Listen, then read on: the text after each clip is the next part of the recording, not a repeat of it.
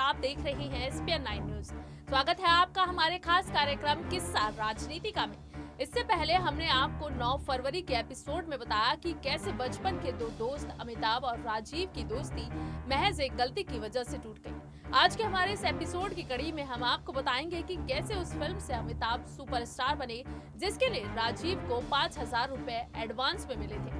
बेहद दिलचस्प है ये किस्सा। चलिए इसी के साथ करते हैं कार्यक्रम की शुरुआत और बताते हैं कौन सी थी फिल्म और कैसे राजीव की जगह अमिताभ उस फिल्म से बने सुपरस्टार। मशहूर कॉमेडी एक्टर महमूद एक फिल्म बना रहे थे, मतलब प्रोड्यूस कर रहे थे, और ये फिल्म 1966 में आई तमिल फिल्म मद्रास टू पौंडीचेरी की हिंदी रीमेक थी। फिल्म की कास्टिंग पर काम चल रहा था। उसी सिलसिले में अमिताभ बच्चन अपने बचपन के दोस्त राजीव गांधी के साथ उनके पास पहुंचे।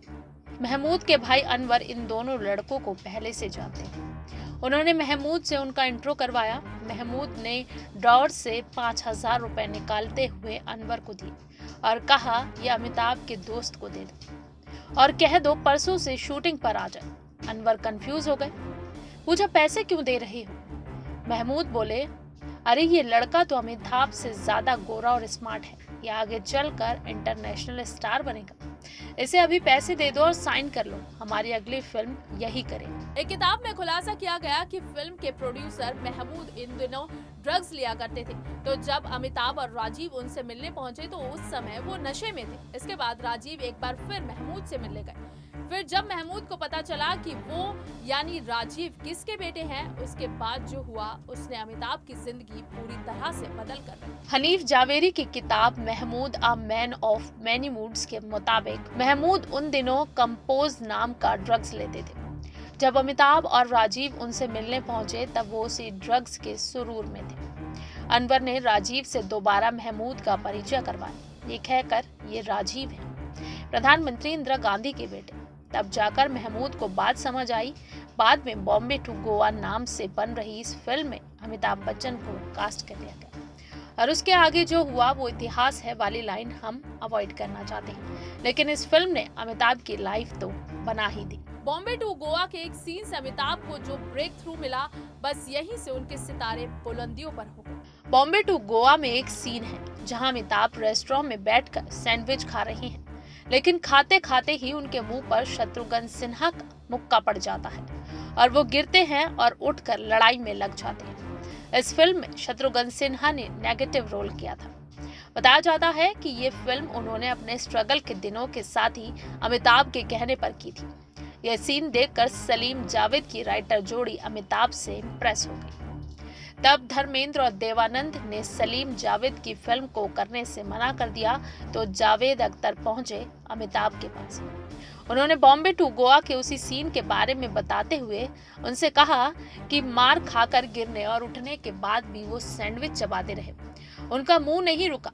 इसी सीन को देखकर उन लोगों ने तय किया कि अमिताभ जंजीर में इंस्पेक्टर विजय खन्ना के रोल के लिए परफेक्ट है और इस तरह से मिली अमिताभ को उनके करियर की ब्रेक थ्रू मूवी। फिल्म का प्री प्रोडक्शन खत्म हुआ, अब शूटिंग शुरू होनी थी।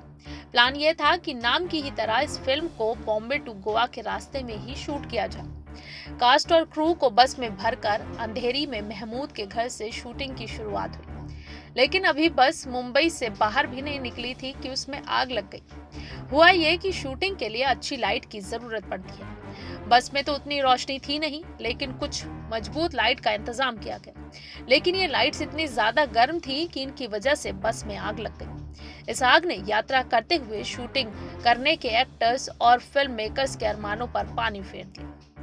फिल्म में दिखने वाले सभी बस सीक्वेंस को मद्रास स्टूडियो के प्रोजेक्शन स्क्रीन पर शूट करना पड़ा और फिल्म में जितने भी सीन्स बस के बाहर हैं उन्हें कर्नाटक के बेलगाम शहर में शूट किया गया। अमिताभ एक्टिंग की स्किल में तो परफेक्ट थे, लेकिन एक स्किल की वजह से वो मात खाते थे, वो थी डांसिंग स्किल। इसके लिए उन्होंने छड़ी से खूब पिटाई खाई और इसके बावजूद भी किसी से शिकायत नहीं कर पाए। अमिताभ ने अपना करियर 1969 में आई फिल्म सात हिंदुस्तानी से शुरू किया था, लेकिन वो अपने डांसिंग टैलेंट से बहुत परेशान रहते थे क्योंकि ऐसा कोई टैलेंट उनमें था ही नहीं, ऐसा अमिताभ को लगता था।